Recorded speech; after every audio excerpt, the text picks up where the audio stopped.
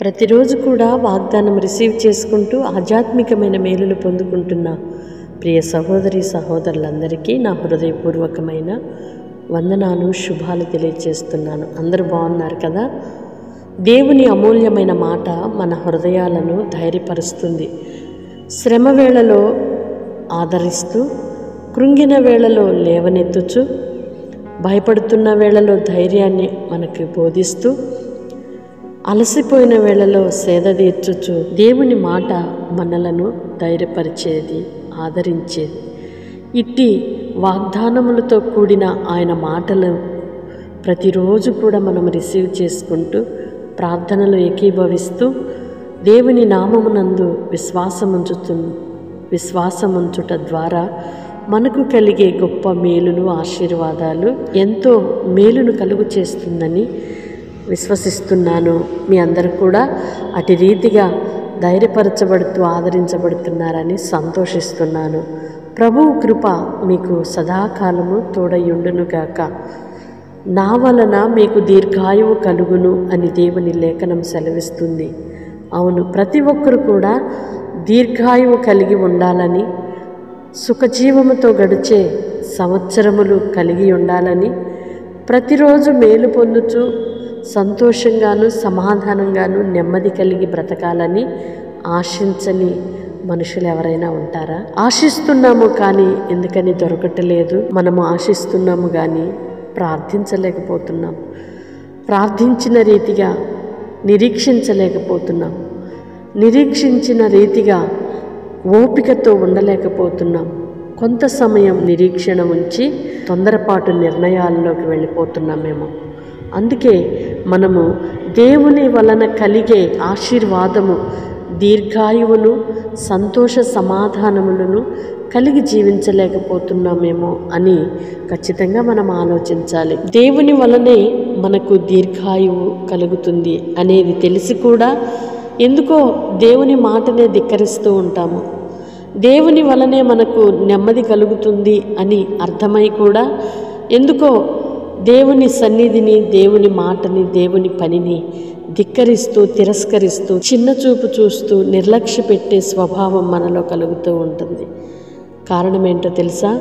నీవు దేవుని వలన దీర్ఘాయువును, సంతోషమును, ఆశీర్వాదమును, సమాధానమును పొందకుండా ఉండాలి అని అపవాది నిన్ను వాడి తంత్రాలతో దేవుని మార్గాలలో నుండి మళ్ళిస్తున్నాడనేది ఖచ్చితంగా గుర్తుపట్టాల్సిన విషయం.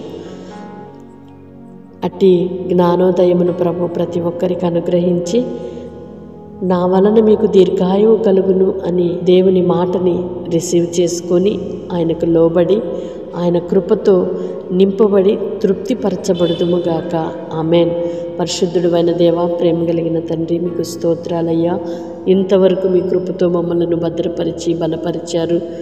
మీ వలన మాత్రమే మాకు ఆయుష్కాలము పొడిగించబడుతుందని, మీ వలన మాత్రమే మేము రక్షింపబడ్డామని, మీ కృప వలన మాత్రమే మేము ఈ రీతిగా ఉన్నాము అని మరొకసారి కృతజ్ఞతాస్తుతులు చెల్లిస్తున్నామయ్యా. మీ వందనాలు చెల్లిస్తున్నాం. సత్యము తెలిసి కూడా అనుసరించలేని దుస్థితిలో ఎవక్కరు ఉండటానికి వీల్లేదయ్యా.